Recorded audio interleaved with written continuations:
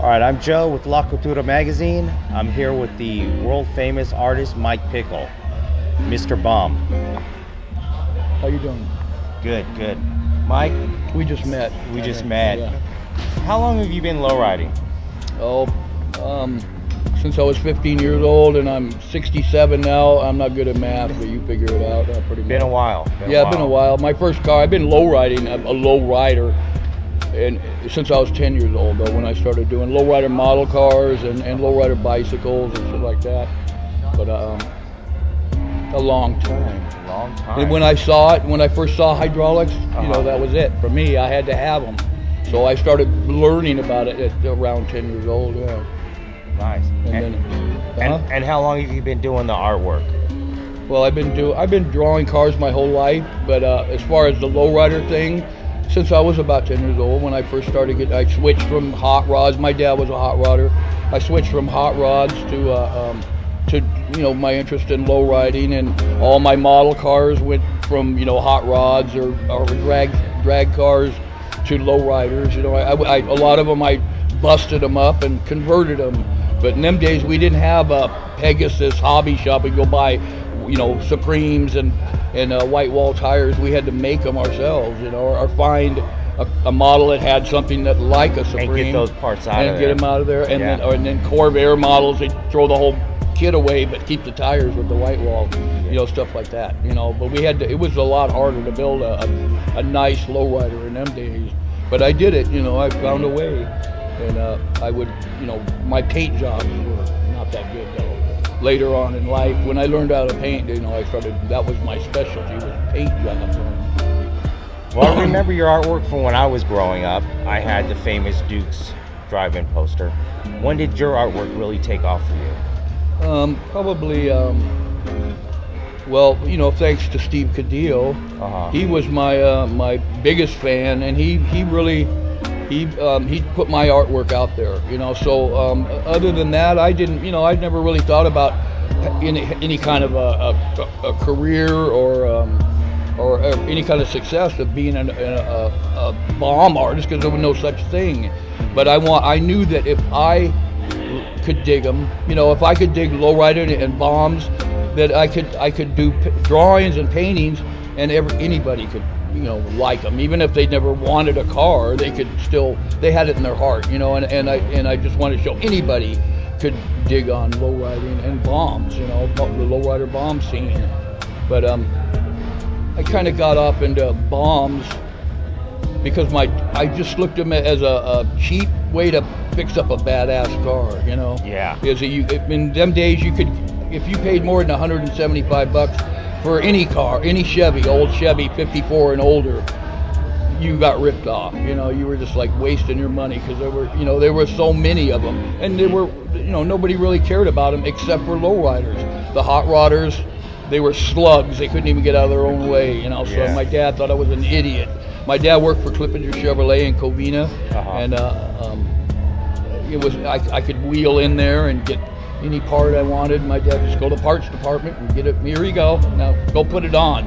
He'd make me do all the work. He would never do the work, but he'd bring me or give me anything to do the work. The parts or the knowledge. He'd tell me how to do it, or tell me who to talk to get the knowledge. And that's why I basically got into it. Was they were economical for me. When you could actually panhandle 50 cents from a couple kids in school, or give them a ride home from school in your bomb, and then get 50 cents for gas from them, and cruise the rest of the night on 50 cents worth of gas. It's hard to believe, but it happened. It really did. I know no one really seen the scene going so worldwide. And you're huge in Japan, and you're going even further than that. What do you think of you being everywhere? I had no traveling the globe. It's like, how did that happen? I was hoping you could tell me, because I really don't know. I wish I could. I know you're. Thank God you're for the big, Japanese though, because they came over here.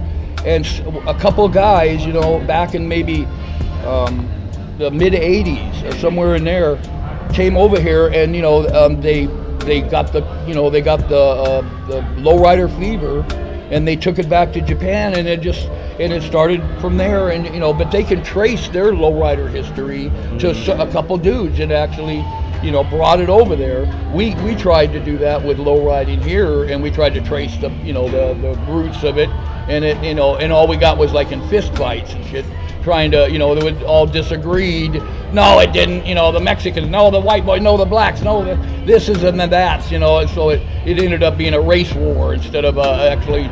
And it all came down to the police. Really, yeah. The police were the ones that gave the name lowriding. That they and it was an insult, really. Mm-hmm. But we used to take and lower. Besides lowering our cars to the ground, we used to lower the seat. Cut the seat, and it would actually bend over the hump in the middle of the car. But so we'd be cruising. We had to look through the steering wheel, not over the steering wheel. And the cops would get a glimpse of you doing that, and you were jacked, dude. You were on the side of the street, freeze. But when I realized that, because it was like standard, you lowered the seat. Mm-hmm. And when I realized before I lowered the seat, I had a lower car. I never got pulled over as much. I still got pulled over, but I didn't, not as much. And so I started leaving my seat up and driving with it. Hey, nothing to be alarmed at over here. Hey, how you doing? And they just didn't mess with me much. But that's kind of how they got the term lowrider, more from the way you sat in the car than the car itself, is what I think. Yeah. I mean, that's the way I remember it, kind of. But I remember when the term lowrider started spreading around. Before that, we just called them old Chevys. Yeah. They were just old Chevys. But in like 1964, when 64 Chevys came out, a 50 Chevy was an old Chevy. It was still an old Chevy. And they were always, I was born in 53, so, every 54 and older was, older than me. Well, I mean, 53 was the same age as me, but anything older than that was older than me. So it was an old fucking Chevy, But they're still old Chevy. They've always been old Chevys since I can remember. Who were the guys that came from Japan to talk to you guys? Well, when we first met Akita from Van Nuys Automotive. He's got a business over there called Van Nuys Boulevard in them days. But we met him at Pomona Swap Meet when me and Steve used to set up out there. And then the next day, on Monday after the swap meet, he showed up out there, and he just started buying cars. A couple guys had bombs that worked for us, and he's like, "How much for that car?" And well, it's not for sale. And he goes, "Well, ask him how much." And the guy spit out a price, and boom, gone. Next time he comes, that same guy had bought take that money from his 51 Chevy 4-door and bought a beautiful 50 Chevy Fleetline. Boom, sold 3 times as much as he bought it for. Just without really touching it. They had money to spend. Yeah, everything. The economy was such in Japan that they'd take their yens and change them to dollars, and they had $500,000. They come over here, everything was just dirt cheap to them, and they couldn't believe how cheap stuff was because of the economy over there. Of course, that changed later on, but that's why they would pay. It was still dirt cheap, even though they were paying 3 times as much as we could ever sell a car for here. A Fleetline for $15,000 was just outrageous money. Yeah. Hell yeah, you're gonna sell it, and you're gonna go buy 3 more. After that, but that changed also because it drove the price of cars up. Especially Impalas. When they first came here, they were buying mostly Impalas, and we kind of had to push them into the bomb thing. Well, what about bombs? You guys never. And they're like, what's that? And then Akita started buying bombs too. He bought Impalas mostly, but the bombs too. And then slowly but sure, we shipped the first Fleetline to Japan. It was a German helmet, Steve and I. And we bought the car for $350. We kind of built it for this guy. It's just to his specs for Japan, what he thought would sell. And then we shipped it over there, and we sold it for like $11,500, which was just outrageous money for a German helmet then. But it was on the cover of a bunch of magazines over there. And to us, it was like, an unfinished kind of car. Really didn't have the time to really do it up the way we wanted to. but we still made out on the car. You know, it helped the business because we were struggling them days, big time. We couldn't pay the bills, and then after that, things started going a lot smoother. But it turned into a lot more work for two guys. You know? Yeah. We were constantly closing the doors to close at closing time, but staying there, go eat, and then come back and work all night long. You know? It was brutal because we had deadlines to get cars into a container and get them gone. You know, and he just bought 5 or 6 cars off of us. And then some of them they just shipped as is. Some of them we had to get them ready. You know, with a lot of work to get it up to because they couldn't get stuff done over there, you know. But Japan was they come a long way. It was a mind blower. They're a mind blower. It still now. is. Yeah. I mean, going over there, it was just you can't even believe it. You know, it's like you have to remember where the hell you're at. You know, for a minute it looked like Pomona swap meet, you know, or the car show, the bomb area, Pomona, you know. But you're on the other side of the planet, dude. And they're taking it to another level. Definitely. And then now they really have they've really developed their own styles too, you know. And they so much, you know, they just had to take our word for it for a long time. But after, you know, they educate themselves. They used to buy anything that was printed that they could learn from. Lowrider magazine. They bought back issues. Every back issue they saw, they'd buy. You know, and they take them over there. They'd sell. They study them to death till the book falls apart, and then they sell them. You know, after that to other people to learn. But that's what it's all about. Is just try to get the information. I said, you know what, dude? Lowrider magazine probably isn't the best magazine to be learning anything from, because they weren't really accurate about this stuff. But it was there, you know, and it was better than nothing. That's right, for sure. Right. But now we have Bombs magazine and La Cultura, your magazine, and those are way more accurate. And if we don't know, then we just won't say. We just show you. Yeah. You know, that we'll show you what's up, and then you can figure it out. But we won't. We're not going to go putting text in there we don't know nothing about. You know. But we know everything about cars, of course. Yeah. Speaking of Bombs magazine, you know, for me there'd be no La Cultura magazine without Bombs magazine, without Steven. Right. I think he brought Bombs to the forefront for a lot of people all over the world. Yeah.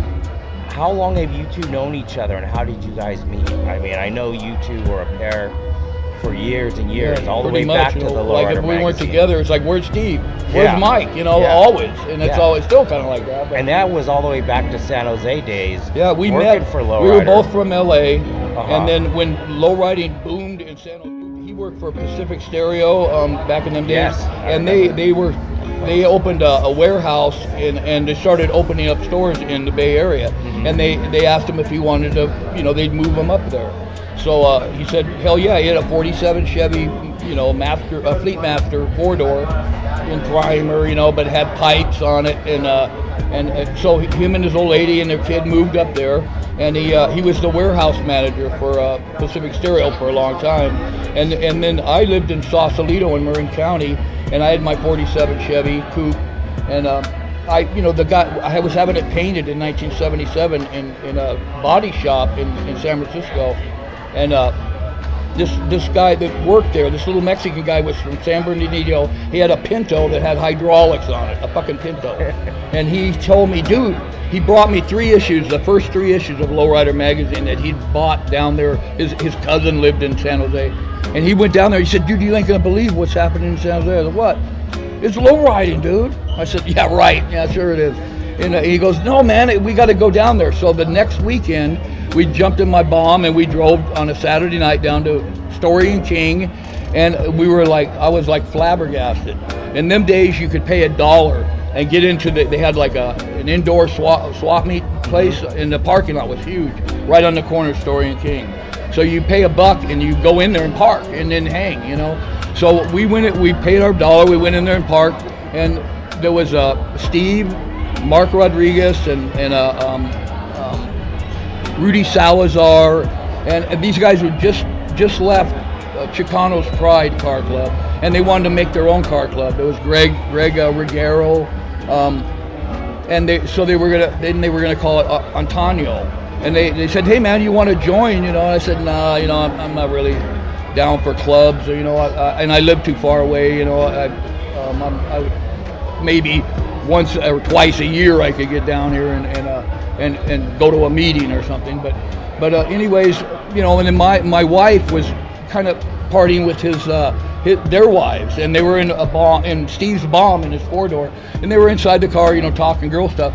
Well, it was like about 3 in the morning. We get ready to take off, and my wife had left her purse in Steve's car, and with all our money, we were getting ready to go on vacation to Lake Tahoe too, but we left the money, all her cards, our ID, everything in Steve's car, and we're like, and off they went, and we never, you know, I never got their phone number. We just met them, you know, and I remember Mark Rodriguez was still there, and I said, oh man, we left her purse in there, and he goes, oh man, don't worry about it, you know, they'll give it, you have nothing to worry about. I said, man, we certainly hope so, you know, they are Mexicans.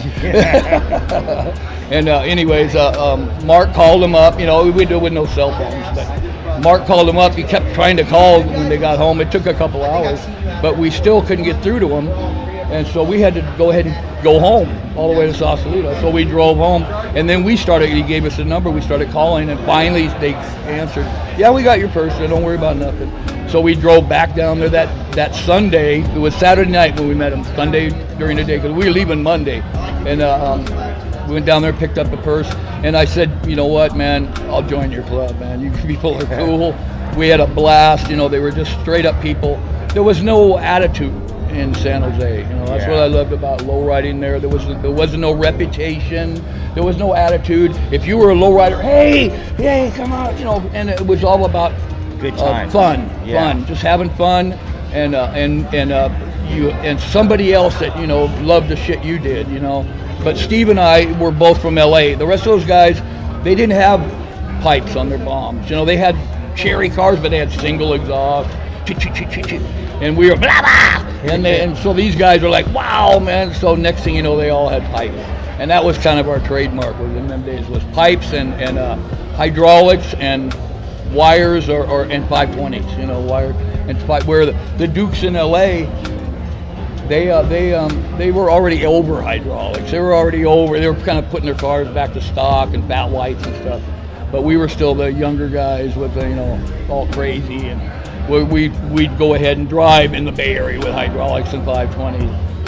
That's cool. Yeah, we got away with it. You know, we got away with it. But yeah, it was. But you know, so, and that was in '77, 1977, when I first met Steve, and then we were you know, pretty much best friends after that, especially when he saw the artwork. You know, he came to my house and he saw that I'd already been drawing lowrider cars for a few years, you know, and he was like totally blown away, because he'd only, you know, Teen Angel was it. Yeah. And Teen Angel was, he knew, you know, he had a history, he knew the history of lowriding, but mostly the history from El Paso and the Texas area, which there was lowriding going on. But, you know, he had his own thoughts about where lowriding started in California and also in Texas, you know, and El Paso a lot mostly. That's where he was from. But yeah, he was the only guy that ever, you know, did bombs, you know, as far as artwork went. Yeah. And but he owned bombs, and he built them too. Well, after, how do you see your legacy going? How do you want to remember this legacy of lowriding, bombs, art? As a, you know, a successful businessman. Yeah. No, that'd be nice, yeah, but that ain't gonna happen. But I don't know, just that was down the love of lowriding, man. You know, not just bombs too, but, you know, the love of lowriding altogether. I mean, that's kind of been, that's, you know, what I've always wanted to project is the positive side of lowriding. Yeah. You know, that, you know, not the bad parts that we have to deal with, but just the positive parts. And hopefully the bad parts will go away, you know, eventually, and it will all be positive like it is in Japan. Yeah. You know, they made their own lowrider world over there, and they left out all the bad parts that we had to deal with. You know, the gang part of it, the police part of it, the illegal, you know, they say lowriding is not a crime, but I don't believe that. I think it is a crime, or at least it should be, you know, but yeah, they have the perfect lowrider world that they made over there for themselves. And we have a big lowrider world too, but we have some bad parts we have to deal with, and it's just part of lowriding. You accept it and you deal with it. And some people, it's they make it, and some people don't. But they never have those bad parts. I've never seen anything like we've had to deal with. Shootings, people dying because they're in a lowrider car, stuff like that. They never had to deal with any of that. Yeah, they haven't. They've always had fun with it. It's nothing but fun, and those guys mainly. It's not cheap to own a car over there. Any car, even a regular car. But those guys could own any kind of car they want. If they wanted to be into Porsches, Ferraris, supercars, they could. But they wanted to build lowriders and drive lowrider cars and bombs and Impalas too. I mean, Impalas are big. Yeah. Way bigger than bombs over there. Yes. But bombs are, it's catching up, man. It is. Okay. All right. Well, and, it's amazing. It's just amazing to see that, and see how far it's gone. You kind of think of it as maybe fading away as some sort of fad, or it used to be really hard to get a car into Japan, to import it. You had to go through hoops and jumps and all that shit was expensive, and then you also had to pay people off a little bit to get the car cleared to get it in there. Yeah. But they used to drive around with California license plates and hydraulics, and until they got to the bitter end where they couldn't do that no more, and then they actually had to register them and run real plates on it. They hated that part of it. They didn't like putting Japanese plates on them. I love it, but you see a scene cool. of cars. And then you notice they all have Japanese plates on it. Oh man, I thought that was like Pomona or the Super Show or something. But yeah, well, Mike, wrap this up. But hey, nice seeing you. I gotta great. catch a plane about 5 minutes. So yeah, well, it's great talking to you. Always a blast. All right, thanks, Always Joe. a blast. We'll see you soon. Thank you, Mike. Man. All right, bye-bye. Bye, people.